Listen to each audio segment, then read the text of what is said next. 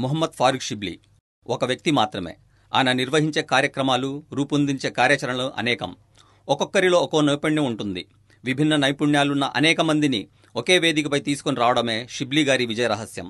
ఆలోచన రావడం కాదు, ఆ ఆలోచనను అమలు చేయడం గొప్ప. తన తోటి వారిని, టీం సభ్యులను తన ఆలోచనలకు అనుగుణంగా నడిపించడం గొప్ప. ఒక టీంలో ఉన్న సభ్యుల మధ్య విధానపరమైన భిన్నాభిప్రాయాలు ఉంటాయి. పనిచేసే విధానంలో ఎవరికి వారు గొప్పగానే భావిస్తారు. ఒక టీంలో విద్యావంతులు, మేధావులు, వయసులో పెద్దవారు, చిన్నవారు ఉండడంతో వారిని ఏకతాటిపై నడిపించడం అనేది కత్తిమీద సాము లాంటిదే. షిబ్లీ గారు దీన్ని సాధ్యం చేశారు. కాబట్టే కొందరు ఆయన్ని చూసి అసూయతో రగిలిపోతారు. ఫారూక్ షిబ్లీ గురించి గొప్పగా నేను చెప్పడం కాదు, ఏదో ఆయన్ను మెప్పించి లబ్ధి కోసమో ఏదైనా పదవులు పొందడానికి ఆయన ఎమ్మెల్యే కాదు, ఎంపీ కాదు. నా దృష్టిలో మాత్రం ఆయన అంతకు మించిన వ్యక్తి. సామాజిక అంశాలలో, రాజకీయ అంశాలలో ఫారూక్ షిబ్లీ గారి ఎదుగుదలను కొందరు జీర్ణించుకోలేరు. పండ్లున్న చెట్టుకే కదా రాళ్ల దెబ్బలెక్కువ. గత ప్రభుత్వపు అరాచక పాలనలో ప్రభుత్వాన్ని ప్రశ్నిస్తూ బాధితులకు అండగా గళమెత్తుతూ వచ్చారు. వైసీపీ అరాచకాలను, వైఫల్యాలను ప్రజల్లోకి, మరీ ముఖ్యంగా ముస్లిం సామాజిక వర్గాల్లో బలంగా తీసుకెళ్లడం వలన 2025 ఎన్నికల్లో ముస్లిం మైనార్టీల ఓట్లను కూటమి సాధించగలిగింది. ఇందులో ఫారూక్ షిబ్లీ గారి పాత్ర ఖచ్చితంగా ఉందనే చెప్పాలి.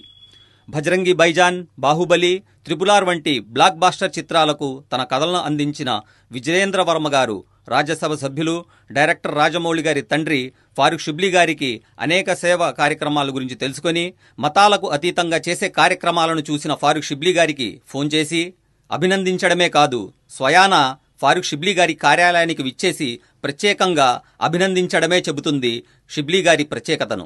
షిబ్లీ గారి కోరిక మేరకు పండిట్ రవిశంకర్ లాంటి వారు తమ సమయాన్ని కేటాయించడం, విజయవాడ డీవీ మేనర్లో జరిగిన సభకు హాజరు కావడం స్పష్టం చేస్తుంది మతాలకు అతీతంగా షిబ్లీ గారి లౌకికవాదాన్ని. ఇవన్నీ ఒక ఎత్తైతే, పహల్గాంలో ఉగ్రవాద దాడులను ఖండిస్తూ మొన్న జరిగిన గవర్నర్ గారి సమావేశంలో ప్రసంగం అవకాశాన్ని అందుకోవడం, ఇలా చెప్పుకుంటూ పోతే చాలా చెప్పొచ్చు.